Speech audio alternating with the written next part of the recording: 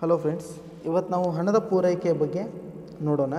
ಈಗಾಗಲೇ ನಾವು ಹಣದ ಅರ್ಥ ಮತ್ತು ಹಣದ ವ್ಯಾಖ್ಯಾನಗಳ ಕುರಿತು ಹಾಗೂ ಹಣದ ಕಾರ್ಯಗಳ ಕುರಿತು ಹಿಂದಿನ ಒಂದು ವಿಡಿಯೋದಲ್ಲಿ ನೋಡಿದ್ದೀವಿ.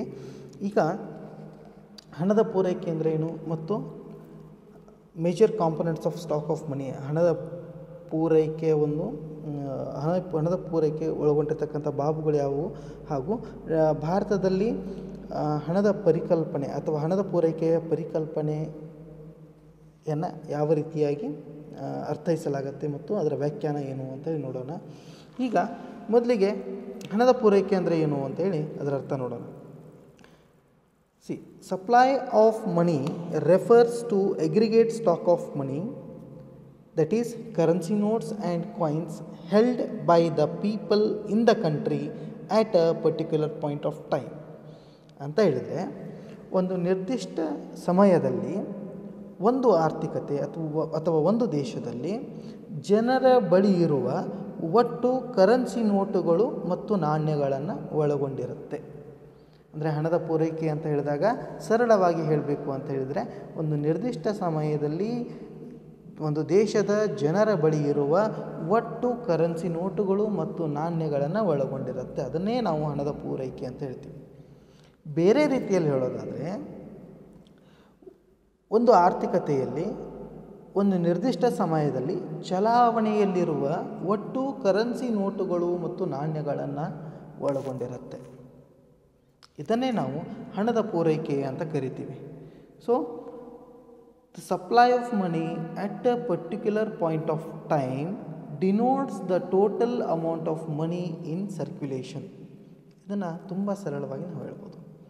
ಹೀಗೆ ನಾವು ಏನೇನು ಕಾಂಪೋನೆಂಟ್ಸ್ ಇದೆ, ಸ್ಟಾಕ್ ಆಫ್ ಮನಿ ಅಂತಕ್ಕಂಥ ಪದ ಯೂಸ್ ಮಾಡಿದ್ದೀವಿ ಅಲ್ಲಿ, ಅದರೊಳಗೆ ಏನೇನು ಕಾಂಪೋನೆಂಟ್ಸ್ ಬರುತ್ತೆ ಅಂತ ನೋಡಿದಾಗ ಎರಡು ರೀತಿ ಕಾಂಪೋನೆಂಟ್ಸ್ನ ನೋಡ್ತೀವಿ. ಒಂದು ಕರೆನ್ಸಿ ಕಾಂಪೋನೆಂಟ್ ಅಂತ ಹೇಳ್ತೀವಿ, ಇನ್ನೊಂದು ಡಿಪಾಸಿಟ್ ಕಾಂಪೋನೆಂಟ್ ಅಂತ ಹೇಳ್ತೀವಿ. ಕರೆನ್ಸಿ ಕಾಂಪೋನೆಂಟ್ ಅಂತ ಹೇಳಿದಾಗ ಅದನ್ನು ನಾವು ನಾಣ್ಯ ಹಣ ಅಂತ ಕರಿತೀವಿ. ನಾಣ್ಯ ಹಣ ಅಂತ ಹೇಳಿದಾಗ ಕೇವಲ ಲೋಹದ ನಾಣ್ಯಗಳನ್ನು ಮಾತ್ರ ಒಳಗೊಂಡಿರೋದಿಲ್ಲ. ಇದು ಕೇಂದ್ರ ಬ್ಯಾಂಕಿನಿಂದ ಹೊರಡಿಸಲ್ಪಟ್ಟ ದೇಶದಲ್ಲಿರುವ ಒಟ್ಟು ಲೋಹದ ನಾಣ್ಯಗಳು ಮತ್ತು ಕಾಗದದ ನೋಟುಗಳಿಗೆ ನಾವು ನಾಣ್ಯದ ಹಣ ಅಂತ ಕರಿತೀವಿ. ಅಂದರೆ ಇಲ್ಲಿ ನೋಟುಗಳು ಮತ್ತು ನಾಣ್ಯಗಳನ್ನು ಸೇರಿಸ್ತೀವಿ. ಇದನ್ನೇ ನಾವು ಕರೆನ್ಸಿ ಕಾಂಪೋನೆಂಟ್ ಅಂತ ಹೇಳ್ತೀವಿ. ಇನ್ನು ಎರಡನೇದು ಬರೋದು ಠೇವಣಿ ಹಣ ಅಂತ ಹೇಳ್ತೀವಿ, ಡೆಪಾಸಿಟ್ ಕಾಂಪೋನೆಂಟ್. ಸಾರ್ವಜನಿಕರು ಅಂದರೆ ಪಬ್ಲಿಕ್ ಏನಿದೆ, ಈ ಸಾರ್ವಜನಿಕರು ವಾಣಿಜ್ಯ ಬ್ಯಾಂಕುಗಳಲ್ಲಿ ಠೇವಣಿಗಳ ರೂಪದಲ್ಲಿ ಹೊಂದಿರುವ ಹಣವನ್ನು ನಾವು ಠೇವಣಿ ಹಣ ಅಂತ ಕರಿತೀವಿ. ಅಂದರೆ it includes the saving account deposits, current account deposits and term deposits held by public in various commercial banks. ಉಳಿತಾಯ ಖಾತೆ ಆಗಿರ್ಬೋದು, ಚಾಲ್ತಿ ಖಾತೆ ಆಗಿರ್ಬೋದು, ಹೀಗೆ ಬೇರೆ ಬೇರೆ ಖಾತೆಗಳನ್ನು ಏನು ಸಾರ್ವಜನಿಕರು ವಾಣಿಜ್ಯ ಬ್ಯಾಂಕ್ಗಳ ಬಳಿ ಹೊಂದಿರ್ತಾರೋ ಇದನ್ನು ನಾವು ಏನಂತ ಕರಿತೀವಿ, ಸ್ಟಾಕ್ ಆಫ್ ಮನಿ ಅಂತ ಕರಿತೀವಿ. ಸೊ ಇಲ್ಲಿ ಕರೆನ್ಸಿ ನೋಟುಗಳು, ನಾಣ್ಯಗಳು ಮತ್ತು ಠೇವಣಿಗಳನ್ನು ಒಳಗೊಂಡಂತೆ ನಾವು ಇದನ್ನು ಕಾಂಪೋನೆಂಟ್ಸ್ ಆಫ್ ಸ್ಟಾಕ್ ಆಫ್ ಮನಿ ಅಂತ ಕರಿತೀವಿ. ಹವೆವರ್, ಒಂದು ಗಮನದಲ್ಲಿಡಬೇಕು ಏನಂತ ಹೇಳಿದ್ರೆ, ಒಂದಿಷ್ಟು ಅಂಶಗಳನ್ನು ನಾವು ಸ್ಟಾಕ್ ಆಫ್ ಮನಿ ಅಥವಾ ಹಣದ ಪೂರೈಕೆಗೆ ಪರಿಗಣಿಸಲಾಗೋದಿಲ್ಲ. ಯಾವುದದು ಅಂತ ಹೇಳಿದರೆ, the stock of money that is held by the government and central bank of the country. ಸರ್ಕಾರ ಹಾಗೂ ವಾಣಿಜ್ಯ ಬ್ಯಾಂಕುಗಳ ಬಳಿ ಇರುವ ಒಂದು ಹಣದ ಸಂಗ್ರಹ ಹಾಗೂ ವಾಣಿಜ್ಯ ಬ್ಯಾಂಕುಗಳ ಬಳಿ ಇರುವ ಹಣದ ಸಂಗ್ರಹವನ್ನು ನಾವು ಸ್ಟಾಕ್ ಆಫ್ ಮನಿ ಅಥವಾ ಸಪ್ಲೈ ಆಫ್ ಮನಿಗೆ ನಾವು ಪರಿಗಣಿಸೋದಕ್ಕೆ ಆಗೋದಿಲ್ಲ. ರೈಟ್? ಯಾಕಂದರೆ ಅದು ಆರ್ಥಿಕತೆಯಲ್ಲಿ ಚಲಾವಣೆಗೆ ಬರೋದಿಲ್ಲ. ಆ ಕಾರಣಕ್ಕೆ the stock of money that is held by the government and central bank of the country are not considered as stock of components of money supply ಅಂತ ಹೇಳ್ತೀವಿ. ಹಾಗೆ ಈಗ ಮುಂದಿನ ಒಂದು ಸ್ಲೈಡ್ನಲ್ಲಿ ನೋಡೋಣ ನಾವು ಯಾವ ರೀತಿಯಾಗಿ ಭಾರತದಲ್ಲಿ RBI ಹಣದ ಪೂರೈಕೆಯ ಪರಿಕಲ್ಪನೆಯನ್ನು ವ್ಯಾಖ್ಯಾನಿಸಿದೆ ಹಾಗೂ ಅದರ ಅಂಗಭಾಗಗಳು ಯಾವುವು ಅಂತ ನೋಡೋಣ. ಭಾರತದ ರಿಸರ್ವ್ ಬ್ಯಾಂಕ್ 1961ರಲ್ಲಿ ರಚಿಸಿದ ಪೂರೈಕೆಯ ಮೇಲಿನ ಕಾರ್ಯಕಾರಿ ತಂಡವು ಭಾರತದಲ್ಲಿ ಹಣದ ಸರಬರಾಜು ಯಾವ ಅಂಶಗಳನ್ನು ಒಳಗೊಂಡಿರಬೇಕು ಎಂದು ವಿಷದಪಡಿಸಿತು. 1977ರಲ್ಲಿ ರೈಟ್ ಭಾರತದ ರಿಸರ್ವ್ ಬ್ಯಾಂಕ್ ರಚಿಸಿದ ಎರಡನೇ ಕಾರ್ಯಕಾರಿ ತಂಡವು 1966ರಲ್ಲಿ ಏನು ಒಂದು ಯಾವ ಅಂಶಗಳನ್ನು ಸಜೆಸ್ಟ್ ಮಾಡಿತ್ತೋ ಅದರ ಬಗ್ಗೆ ವಿಮರ್ಶೆ ನಡೆಸಿತು. ಆ ವಿಮರ್ಶೆ ನಡೆಸಿದ ನಂತರ 1977ರಿಂದ ಆ ಒಂದು ವಿಶ್ಲೇಷಣೆಯ ದೃಷ್ಟಿಯಿಂದ ಗಮನಿಸಿದಾಗ ಪ್ರಸ್ತುತದಲ್ಲಿ ಹಣದ ಪೂರೈಕೆಯು 4 ಅಂಗಭಾಗಗಳನ್ನು ಒಳಗೊಂಡಿರಬೇಕು ಅಂಥೇಳಿ ನಿರ್ಧಾರಕ್ಕೆ ಬಂತು. ಆ 4 ಅಂಗಭಾಗಗಳು ಯಾವುದು ಅಂತ ಹೇಳಿದರೆ M1, M2, M3, M4 ಇವುಗಳನ್ನು ನಾವು ಹಣದ ಪೂರೈಕೆಯ ವಿವಿಧ ರೂಪಗಳು ಅಂತಲೂ ಹೇಳ್ಬೋದು. M1 ಹಣದ ಪೂರೈಕೆ, M2 ಹಣದ ಪೂರೈಕೆ, M3 ಹಣದ ಪೂರೈಕೆ ಮತ್ತು M4 ಹಣದ ಪೂರೈಕೆ. ಇದು ದ್ರವ್ಯತೆಯ ಆಧಾರದ ಮೇಲೆ ವಿಂಗಡಿಸಲಾಗಿದೆ. ಸೊ ಇವು 4 ನಾವು ಇನ್ ಡೀಟೇಲ್ ಆಗಿ ಮುಂದಿನ ಸ್ಲೈಡ್ದಲ್ಲಿ ನೋಡೋಣ. ಈಗ ಮೊದಲಿಗೆ M1 ಅಂತ ಹೇಳಿದರೆ ಇದನ್ನು ನಾವು ನ್ಯಾರೋ ಮನಿ ಅಂತ ಕೂಡ ಕರಿತೀವಿ. Because it includes currency with public, demand deposits and other deposits with RBI. ಅಂದರೆ ಇದು ಸಾರ್ವಜನಿಕರ ಬಳಿ ಇರುವ ನೋಟುಗಳು ಸಿ ಅಂತ ಹೇಳ್ತೀವಿ. M1 = C ಅಂತ ಏನು ಹೇಳ್ತಾ ಇದ್ದೀವಿ, ಅದು ಸಾರ್ವಜನಿಕರ ಬಳಿ ಇರುವ ನೋಟುಗಳು ಮತ್ತು ನಾಣ್ಯಗಳು. DD ಅಂತ ಏನು ಹೇಳ್ತಾ ಇದ್ದೀವಿ, ಅದು ಬ್ಯಾಂಕುಗಳಲ್ಲಿರುವ ಬೇಡಿಕೆ ಠೇವಣಿಗಳು.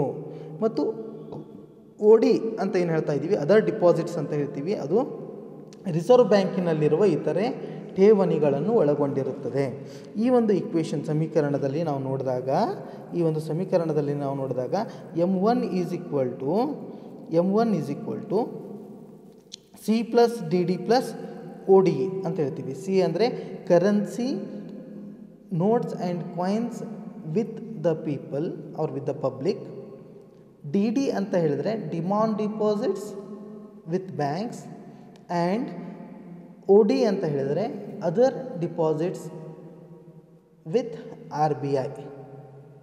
ರೈಟ್, ಇದು M1 ಕಾಂಪೋನೆಂಟ್ಸ್ ಅಂತ ಹೇಳ್ತೀವಿ. ಈ ವಿಧದ ಹಣವು ಶ್ರೇಷ್ಠ ದ್ರವ್ಯತೆಯ ಲಕ್ಷಣವನ್ನು ಪಡೆದಿರುತ್ತೆ, ಹೆಚ್ಚಿನ ಒಂದು ಲಿಕ್ವಿಡಿಟಿಯನ್ನು ಪಡೆದಿರುತ್ತೆ. ಅಂದರೆ ಇದು ನಗದು ಹಣವಾಗಿರುತ್ತೆ ಅಥವಾ ಇದನ್ನು ತಕ್ಷಣವೇ ನಗದಾಗಿ ಪರಿವರ್ತಿಸಬಹುದಾಗಿರುತ್ತೆ. ವಿನಿಮಯದ ಮಾಧ್ಯಮವಾಗಿ ಕೆಲಸ ನಿರ್ವಹಿಸುವ ಹಣವನ್ನು ಇದು ಪ್ರತಿನಿಧಿಸುತ್ತೆ. ಇದನ್ನು ನಾವು ನ್ಯಾರೋ ಮನಿ ಅಥವಾ ಸಂಕುಚಿತ ಹಣ ಅಂತ ಕೂಡ ಕರಿತೀವಿ. ಸೊ M1 ಸಂಕುಚಿತ ಹಣ ಅಂತ ಕೂಡ ಕರಿತೀವಿ.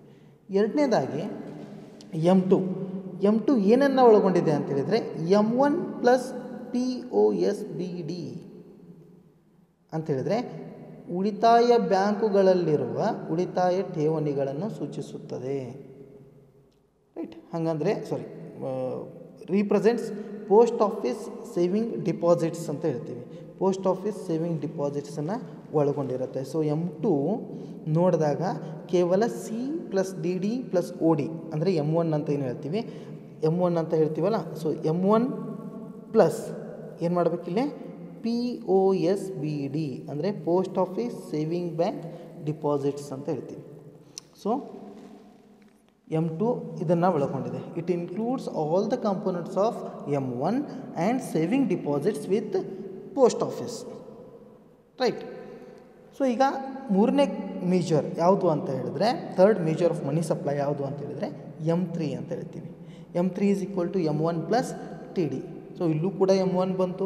M1 ಅಂತ ಹೇಳಿದ್ರೆ C + DD + OD, currency with the public and demand deposits and other deposits with RBI. ಇವುಗಳ ಜೊತೆಗೆ ಏನು ಮಾಡ್ತೀವಿ, TD ಅಂದರೆ time deposits with all banks, ಎಲ್ಲ ಬ್ಯಾಂಕುಗಳ ಬಳಿ ಇರುವ ಟೈಮ್ ಡಿಪಾಸಿಟ್ಸ್ನ ಒಳಗೊಂಡಿರುತ್ತೆ. So M3 includes all the components of M1 along with the time deposits of all banks. It is called as broad money concept. It is a broad money concept. Right. ಈಗ M1 narrow ಮನಿ ಅಂತ ಕರೆದ್ವಿ, M3 ಏನಂತ ಕರಿತಾ ಇದ್ದೀವಿ ಭಾರತದಲ್ಲಿ, broad ಮನಿ ಅಂತ ಕರಿತಾ ಇದ್ದೀವಿ. ಹಾಗೆ ಈಗ ನಾಲ್ಕನೇ ಒಂದು ಮೇಜರ್ನ ನೋಡೋಣ. It includes M4 includes all the components of M3ಯಲ್ಲಿರ್ತಕ್ಕಂಥ ಎಲ್ಲ ಕಾಂಪೋನೆಂಟ್ಸನ್ನು ಒಳಗೊಂಡಿದೆ, ಬಾಬುಗಳನ್ನು ಒಳಗೊಂಡಿದೆ. ಅಂದರೆ C plus D D plus O D plus T D time deposits plus T O P D ಅಂತ ಹೇಳಿದರೆ total post office deposits excluding N S S, right, excluding N S S ಅಂದರೆ M4 includes all the components of M3 and total deposits with post office saving deposits but excluding national saving certificates, right. So ಇದನ್ನು ನಾವು M4 ಅಂತ ಕರಿತೀವಿ. ಇಲ್ಲಿ ಸಂಕ್ಷಿಪ್ತವಾಗಿ ಹೇಳಬೇಕು ಅಂತ ಹೇಳಿದರೆ M1 ಅಂತ ಹೇಳಿದಾಗ ಅದನ್ನು ನಾವು ನ್ಯಾರೋ ಮನಿ ಅಂತ ಕರಿತೀವಿ. M4 ಅಂತ ಹೇಳಿದಾಗ ಅದನ್ನು ನಾವು ಬ್ರಾಡ್ ಮನಿ ಅಂತ ಕರಿತೀವಿ, ರೈಟ್. ಹೀಗೆ ಮುಖ್ಯವಾಗಿ M1 ಮತ್ತು M3 ಅತಿ ಮುಖ್ಯ ಅಂಗಭಾಗಗಳಾಗಿವೆ. ಏಕೆಂದರೆ ಅವು ಸಾರ್ವಜನಿಕರ ಬಳಿ ಇರುವ ನೋಟುಗಳು ಮತ್ತು ನಾಣ್ಯಗಳು ಹಾಗೂ ಬ್ಯಾಂಕುಗಳಲ್ಲಿರುವ ಬೇಡಿಕೆ ಠೇವಣಿಗಳು ಮತ್ತು ವಾಯಿದೆ ಠೇವಣಿಗಳನ್ನು ಒಳಗೊಂಡಿರೋದ್ರಿಂದ ಚಲಾವಣೆಯಲ್ಲಿರುವ ಹಣದ ಪರಿಮಾಣವನ್ನು ಪ್ರತಿನಿಧಿಸುತ್ತೆ. ಇದನ್ನೇ ಮೀಸಲು ಹಣ ಅಂತಲೂ ಕರಿತೀವಿ. ಮೀಸಲು ಹಣವು ಸಾರ್ವಜನಿಕರ ಬಳಿ ಇರುವ ಹಣ, ಬ್ಯಾಂಕುಗಳಲ್ಲಿರುವ ಠೇವಣಿಗಳು ಮತ್ತು ಕೇಂದ್ರ ಬ್ಯಾಂಕಿನ ಬಳಿ ಇರುವ ಠೇವಣಿಗಳನ್ನು ಒಳಗೊಂಡಿರುತ್ತೆ. ಸೊ ಹೀಗೆ ಹಣದ ಪೂರೈಕೆಯ ವಿವಿಧ ಮೇಜರ್ಸನ್ನು RBI ಡೆಫಿನಿಷನ್ ಮೂಲಕ ತಿಳಿಸ್ಕೊಟ್ಟಿದೆ. ಸೊ ಇದಿಷ್ಟು ಹಣದ ಪೂರೈಕೆಗೆ ಸಂಬಂಧಪಟ್ಟಂತಹ ಒಂದು ವಿಷಯ. ಈಗ ಮುಂದಿನ ಒಂದು ಭಾಗದಲ್ಲಿ ನಾವು ಕಾಗದದ ಹಣದ ಅರ್ಥ ಏನು, ಕಾಗದದ ಪರಿಮಿತಿ ಅಂದರೆ ಏನು, ಅದರ ಅನುಕೂಲತೆಗಳು ಮತ್ತು ಅನಾನುಕೂಲತೆಗಳನ್ನು ನೋಡೋಣ. ಧನ್ಯವಾದಗಳು. Thank you.